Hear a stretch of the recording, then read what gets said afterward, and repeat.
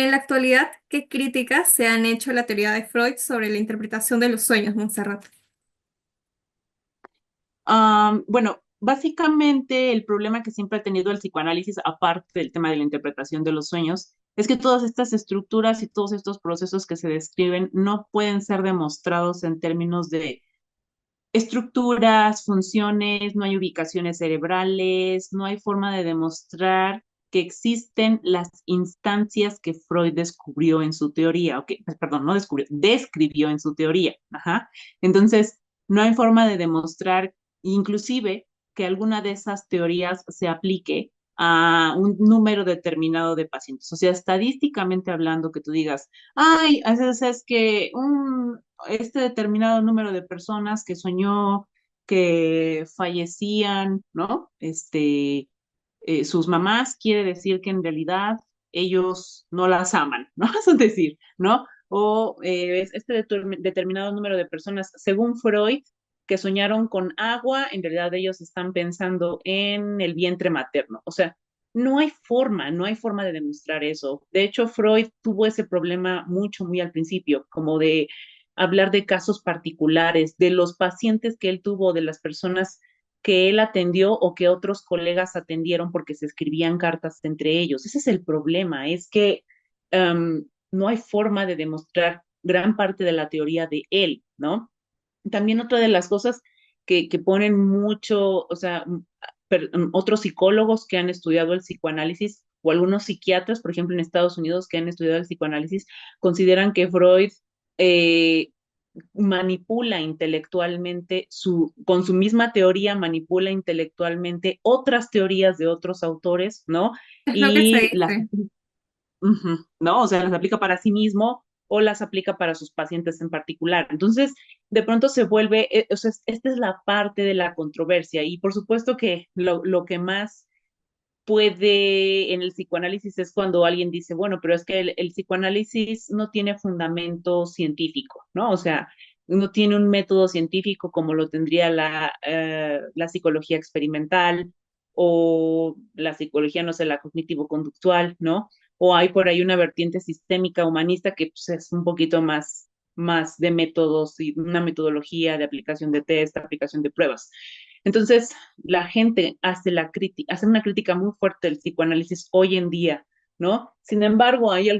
otra gama de psicólogos que dicen, bueno, o sea, pero a ver, alto, si ciencia es perseguir la verdad, si ciencia es sí tener una metodología o un encuadre a la hora de dar terapia, si ciencia es, o sea, sí trabajar con el paciente desde el contenido que nos está dando, apoyarlo, ayudarlo, o sea, porque sí hay una estadística, en Estados Unidos sí existen estadísticas acerca de el éxito que tienen ciertas terapias y por eso el psicoanálisis no ha dejado de ser una rama tan importante, por ejemplo, ¿no? En Estados Unidos, en Francia o en Inglaterra. ¿Por qué? Porque hay un número de éxitos determinado en tratamiento, ¿no? Entonces, uno diría, bueno, entonces, si ciencia es perseguir la verdad, pues entonces sí, el psicoanálisis sí es ciencia en ese sentido, ¿no? Pero insisto, esta es la gran controversia que desata el psicoanálisis, que no hay nada que se pueda comprobar, no hay nada tangible, no hay algo que tú puedas tocar. No hay, por ejemplo, el mecanismo de condensación, ¿dónde está? ¿En el hipotálamo? ¿En dónde? O sea, dónde está la función cerebral o cuál es su ubicación neurológica? Entonces, ese sería el único problema. Bueno, el único, el origen de varios problemas que ha Sí, tenido el uno de psicoanálisis. tantos. Totalmente, ¿no? Ujú. Y es que a la fecha hay mucha controversia, hay mucha animadversión por parte de otros enfoques, de otros especialistas, que no siempre se refieren al psicoanálisis de la mejor manera, por el tema Sí, del fundamento científico que ellos asumen que carece. Y es ahí donde sí, lo toman como que un punto controvertido para generar la demás controversia que se desata. ¿Cómo tú como psicoanalista reseccionas todo esto? sí. O sea, hay un autor por ahí que después me gustaría compartirte por si hay alguien de la audiencia que esté interesado, ¿no? Que me parece que es David Brownstein, me parece que es él. Este psicólogo, él es el que precisamente defiende más al psicoanálisis frente a la ciencia.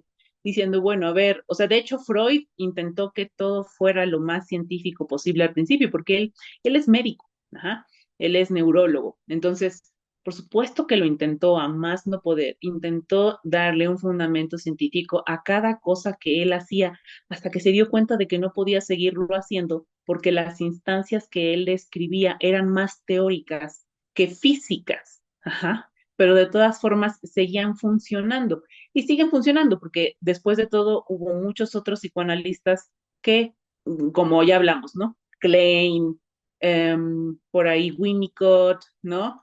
Por ahí, inclusive el mismo Jung coincidió perfectamente bien con Freud, ¿no? En ese sentido de Adler, hubo por ahí algún encuentro también con Lacan, me parece, o sea, todos estos personajes han compartido en cierta o gran medida, ¿no? O sea, en una gran o menor medida con Freud, que están de acuerdo en que el encuadre, la metodología, la técnica tiene su rigidez metodológica y el objetivo siempre ha sido y siempre será ayudar a los pacientes y cómo Claro. sacarlos adelante para que eventualmente ellos vivan una vida sin conflicto psíquico. Ajá, entonces, si eso no es ciencia, pues ¿qué es, no? Entonces, por supuesto que, o sea, mientras exista esta como controversia, esta desconfianza hacia el psicoanálisis, ¿no? Probablemente muchas personas digan, bueno, yo prefiero ir con cognitivos conductuales, bueno, yo prefiero ir con humanistas, está bien, o sea, bueno, en realidad cada quien, Es los psicólogos somos respetable. como los zapatos, ¿no? Ajá, sí. En ese sentido, nosotros somos como los zapatos, nos acomodamos a quien quiera estar con nosotros, y quien no quiera estar con nosotros. Allá afuera hay muchos otros enfoques, ¿no? Los transpersonales, están los positivistas ahora, o sea, hay una gran corriente, ¿no? Que está surgiendo ahora, inclusive a partir del 2020 para acá han surgido nuevas corrientes. Entonces uno en realidad ahora tiene una gran variedad de corrientes que elegir, no necesariamente el psicoanálisis. Esto es lo que ofrece el psicoanálisis. A muchos les gustará, a muchos no, y así se queda. Claro, es totalmente respetable, ¿no? Se entiende que cada enfoque tiene sus propios referentes, que se encuentran detrás, que cada quien de forma independiente ha tenido un aporte y ha coadyuvado bastante la psicología. Entendamos con ello de que mientras el respeto no se pierda cuando se quiera emitir una crítica que se espera también de que sea constructiva, pues esperemos que se maneje siempre de esa forma. Habrá también preguntas que a la fecha no son viables de responder porque todos estos referentes en vida pues ya no se encuentran, solo tenemos como que sus libros, sus editoriales, los aportes científicos sino que han hecho a la fecha y mantengamos como que la línea de estudio bajo lo que tenemos a tiempo presente. Ahora, ¿qué ejemplos comunes ilustran el simbolismo en los sueños freudianos? O sea, te voy a poner el ejemplo, el que más me gusta a mí poner. La verdad es que es un ejemplo muy hermoso. Es, es un ejemplo muy bonito y que además de todo va a responder a esta pregunta que me decías anteriormente acerca de si los sueños eran premonitorios o no eran premonitorios, ¿no? Entonces, este ejemplo está en la obra de la interpretación de los sueños de Freud en el capítulo 7. Habla sobre un padre que había estado velando a su hijo fallecido y se quedó dormido. Él se queda dormido y dejó a una persona en la velación a que cuidara el cuerpo del niño, ¿no? Junto al cuerpo del niño había unas velas. Ujú. Entonces él se fue a dormir y soñó que el niño se acercaba a su cama y que lo tomaba del brazo y que le decía, padre, ¿no ves que me estoy quemando? O sea, vio al niño vivo, moviéndose, hablándole y diciéndole que se estaba quemando. Entonces el papá se despierta angustiado, fíjate ahí el detalle, ¿no? Se despierta angustiado y se da cuenta de que una vela se volcó sobre la mortaja de donde se encontraba el niño y el cuerpo realmente se estaba quemando. Ajá. Entonces uno diría, así, o sea, una persona que escucha un sueño así, uno diría, cualquier otra persona, ¿no? Que escucha un sueño así diría, ay, el niño se le apareció en los sueños a su papá para decirle que la vela se había derramado y que se estaba quemando. No, no, no, no. O sea, aquí en el libro, o sea, por supuesto ahí Freud explica, ¿no? En el libro, que para empezar, el padre ya sabía que a la persona a la que le encargó el cuerpo del niño también se estaba quedando dormido. Como él también estaba muy cansado y se estaba quedando dormido, se distrajo, bueno, se estaba medio quedando dormido y no se dio cuenta de que la vela quedó, ¿no? Derramándose o quedó volcada sobre la Claro, mortaja y que entonces era el cuerpo que se estaba. O sea, él se fue a dormir, ¿no? Imagínate, él se fue a dormir pensando en esta persona ya se está quedando tan dormida como yo, ¿no? Entonces, en cualquier momento puede pasar algo. Así se fue a dormir. Y justo claro. dicho y hecho pasó. Se cayó la vela, ¿no? Y se empezó a incendiar el cuerpo. Esa es la parte más en donde puede explicarse que el sueño eh, no es una premonición, es toda una serie de eventos que pasan en nuestra cabeza. Pueden pasar o no pueden pasar. En su cabeza estaba que él podría caerse la vela porque los dos estaban muy cansados, ya no podían más, no podían seguir velando el cuerpo más, entonces por supuesto eso es lo que terminó pasando, ¿no? Ahora, la interpretación que Freud le da al sueño, para empezar, o sea, la interpretación es, ¿te acuerdas que yo te dije que la función principal del sueño es la de conceder un Lo anhelo, primero. un deseo, el que tú tengas? Imagínate que es un Claro, padre al que se le acaba de morir un hijo, ¿no? Entonces, es un padre al que se le acaba de morir un hijo y entonces es como, por supuesto que lo que más quisiera un padre es volver a ver a su hijo. Ajá. Y él volvió a absolutamente. ver a su hijo, lo volvió a ver, Claro, lo vio en sus sueños, aunque sea, lo volvió a ver en sus sueños, porque lo vio, habló con él, ajá, y su hijo lo tocó, porque dice que lo tocó del brazo y le dijo, papá, ¿no ves? ¿No? ¿No ves que me estoy quemando?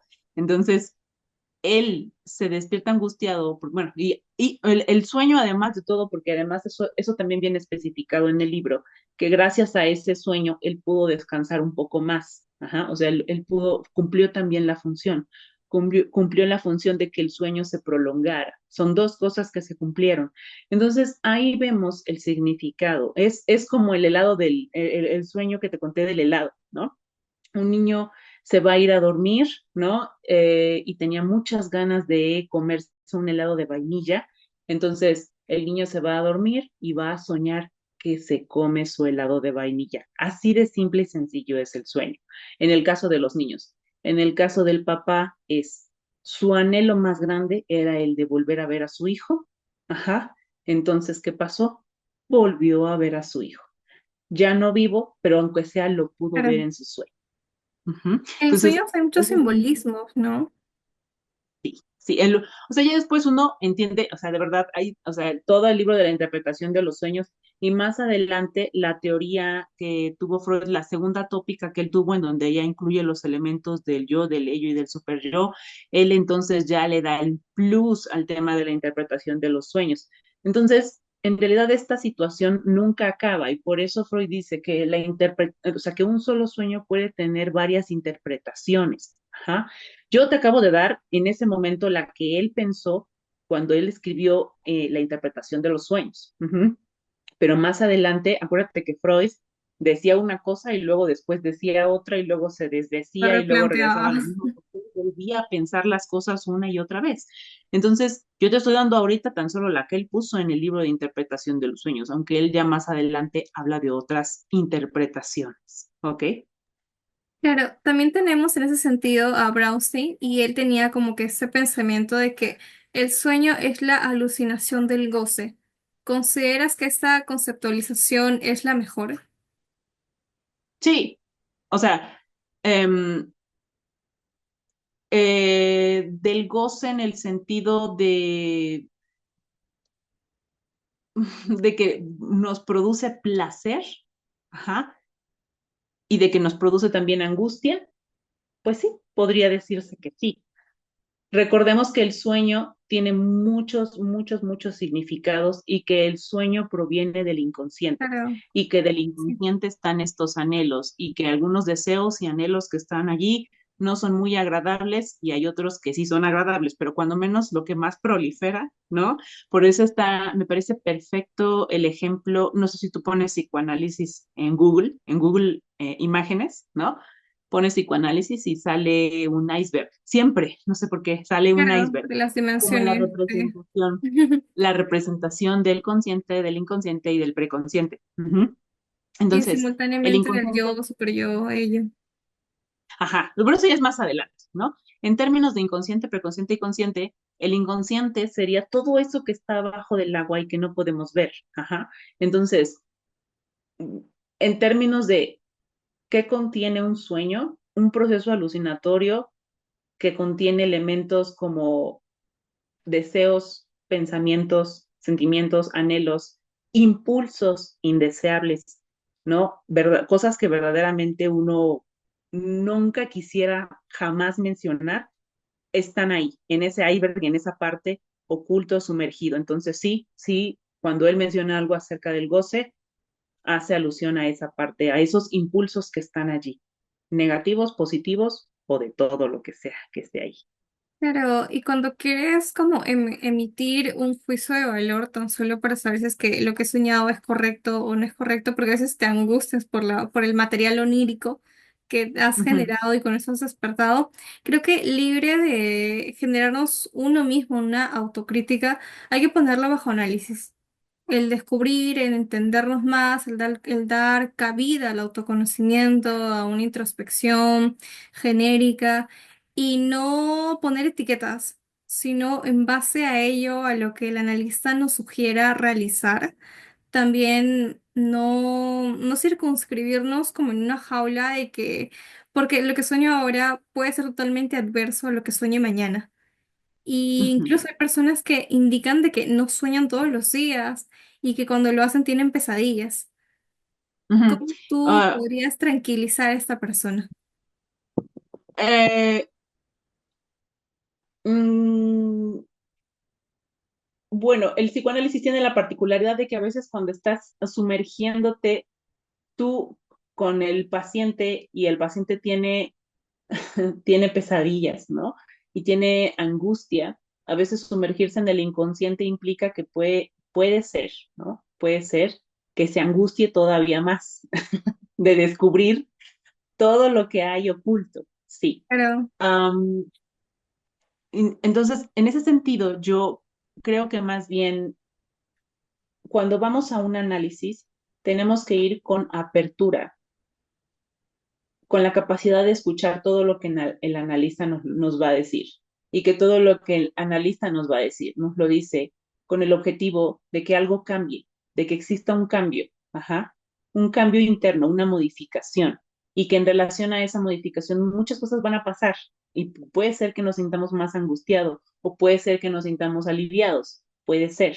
Pero si uno va con la idea, ¿no? Clásica, así de, voy con el psicólogo y voy a que, pues, a que yo me sienta muy bien, porque para eso te estoy pagando, para que tú me hagas sentirme a mí bien, no necesariamente, yo diría eso, no pero, necesariamente. Y en el tema de la interpretación de los sueños, yo diría que cuando tú así. le cuentas un sueño a un analista, tienes que tener la mente abierta a todo lo que te va a decir, ¿no? Por ejemplo, o sea, imagínate que eres una madre, ¿no? Que está viendo que su hija crece, que tienes una hija adolescente y que estás viendo que la hija está creciendo y ya está yendo a la universidad y ya tiene su primer novio, ¿no? Y a lo mejor la señora sueña, ¿no? Que su hija tiene un accidente. Ajá. Entonces, este es un ejemplo, nada más lo voy a poner así como al iceberg. Imagínate que el analista te dice, oiga señora, ¿no será que usted, ¿no? De pronto puede ser que esté un poquito envidiosita de su hija. ¿Por qué? Pues en su sueño su hija tuvo un accidente. ¿No será un deseo? Un deseo que Reprimido. usted tiene. Sí, un deseo reprimido de que, por supuesto, su hija es más joven, tiene un novio nuevo, está Pero viviendo la vida, hay está sueños a flor. displacenteros. Sí, entonces, por supuesto que a la señora a lo mejor no le va a gustar escuchar eso y lo primero que te va a decir es, "Ay, por supuesto que no, ¿qué le pasa? ¿Cómo puede Te va a decirme eso?" ofender. Sí, uno tiene que tener uno como analista tiene que tener mucha precaución de lo que le va a decir al paciente, pero el paciente también, cuando llega al análisis, tiene que quedar advertido de que todo lo que se le diga ¿no? Así como en la ley, va a ser usado en su contra o puede ser usado en su beneficio. Ujú. Entonces, yo diría más bien que es eso. Hay que tratar de llegar al análisis con apertura y si hay psicoanalistas en la audiencia que estén escuchando esta entrevista, que de pronto no tengan miedo de decirle la verdad a sus pacientes o de filtrarle la información a sus pacientes contacto, pero que nunca, nunca, nunca deben ocultar el contenido a sus pacientes. Totalmente, ¿no? Porque realmente esto es parte del proceso. O sea, uno no quiere una persona que te endulce el oído, sino que con cabal Exacto. franqueza te señale, oye, aterriza. Esto está pasando porque a veces estamos, no sé, viviendo una fantasía, queremos tener una vida perfecta y no siempre pasa eso y está bien que no pase, porque Ujú. nadie puede tener como que una vida totalmente en equilibrio. A veces podemos sentirnos aquí, luego acá, es un proceso y ya está, y hay que poner en análisis todo ello. E incluso hay ciertas cosas que en un modo consciente no tenemos ni siquiera sospecha de ello, pero recién con delante del sueño da cabida a que sentemos bajo la mesa con mayor seriedad. Esto está pasando, tengo que afrontarlo, tengo que dejar de evitarlo y tomarlo con mayor, en este caso como un apoyo con un psicoanalista y tomarlo de la mejor forma, ¿no? Como tú dijiste, ser open mind en todo este proceso para que recepciones las cosas de la mejor forma y no como un sentido de ofensa o como que esta persona te está atacando, porque no es así. Hay que tomar las cosas de mejor forma, ¿no? Ahora, finalmente, ¿hasta qué punto la teoría de Freud puede aplicarse a la interpretación moderna de los sueños? O sea, mira, seguimos soñando. Nosotros no dejamos de soñar, nosotros la gente va a seguir durmiendo y va a seguir soñando. ¿Qué es lo único que cambia? En la época de Freud, ajá, las personas soñaban te voy a poner ejemplo, ¿no? Las personas soñaban con carretas y caballos, ajá. Entonces, soñaban que tenían accidentes en carretas y caballos. Entonces, ahora, si tienen sueños o pesadillas, en la actualidad, las personas van a soñar con coches y motocicletas, ¿sí o no? ¿No? Entonces, es lo mismo, o sea, los elementos cambiaron un poco, pero seguimos soñando lo mismo, los escenarios, ¿no? Han cambiado un poco los elementos, pues, pero de todas formas, el trasfondo sigue siendo el mismo. ¿Qué es el trasfondo? Deseos, impulsos, agresión, sexualidad, que eso también Freud habló de eso ya en el tema de los sueños, deseos Pero, indeseables, agresiones hacia, ¿no? Puede ser dirigidas a uno mismo, puede ser dirigidas a otras personas. Todo eso se va a interpretar. De todas formas, la interpretación sigue siendo la misma. Es posible que algunas cosas hayan cambiado un poco. Ahora, teoría de Freud a la actualidad han pasado muchos años y se ha ido como diversificando la teoría. Han surgido nuevas teorías. Ya no se interpreta como Freud interpretaba, ni siquiera se interpreta como Klein, como Lacan, como Winnicott interpretaban. Eso era antes, ¿no? Y eran unas interpretaciones pues que sí eran un poco cuestionables. Hoy en día ya no se interpreta de esa forma. Hoy en día ya interpretamos de una forma más digerida, más sencilla, que nuestros pacientes lo entiendan. Eso es lo que se ha modernizado. pero, En una sí, mejor recepción. el fondo sigue siendo el mismo, sigue siendo lo mismo. A lo mejor habrá algunos terapeutas que sean medio post-kleinianos y ellos interpreten amor, ¿no? Interpreten reparación, ellos van a interpretar posición depresiva, ellos van a interpretar posición, mecanismos eh, esquizoides, o sea, el punto aquí es como, y qué van a interpretar a lo mejor los más lacanianos, van a interpretar como, o sea, elementos que corresponden a la escuela francesa, elementos que corresponden a la escuela inglesa, elementos que corresponden a Winnicott, Sí. todo mundo, o sea, cada analista va a interpretar lo suyo según la corriente que cada quien haya elegido y, ¿no? Así es como van a irse modernizando. En realidad, no cambia demasiado, solamente un poco los elementos actuales. Ahora, por supuesto que sí, eso sí lo quería mencionar, hay cosas que ya no se pueden aplicar, ¿no? Por ejemplo, Sí. como que por cierto sí, estamos en ese entonces, en la época victoriana, el papel de la mujer tenía, ¿no? Una posición y el papel del hombre tenía otra posición. Hoy en día eso tampoco ya se va a interpretar, porque si no entraríamos en esta controversia de la equidad de género, del Claro. machismo, y eso tampoco ya no se interpreta, ¿no? Tampoco se interpreta el tema de la comunidad LGB, ¿no? O sea, todo eso se ha ido modernizando, se han ido haciendo ciertas adecuaciones, todo con el objetivo de preservar la esencia que es en el tratamiento de una psicoterapia psicoanalítica y en donde además de todo vas a hacer interpretación de los sueños, es beneficiar al paciente. Siempre ha Sí. sido eso el objetivo, beneficiar al paciente, aliviarlo del conflicto psíquico. Sobre todo porque este tema es multifactorial, ¿no? Como tú señalaste, cada profesional tiene como un referente consigo. Y todos los psicoanalistas no precisamente tienen como que una misma línea como para englobar que todos piensan de la misma forma. O sea, cada quien mediante su estudio de carrera, luego de, como a modo de posgrado, también te sigues formando. Eso jamás deja de parar.